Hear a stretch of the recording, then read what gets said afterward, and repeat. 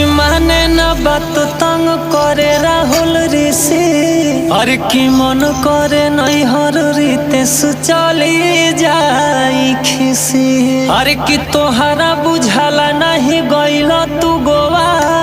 अरे मांगो तवे शशि रोज खाए खाती खोआ।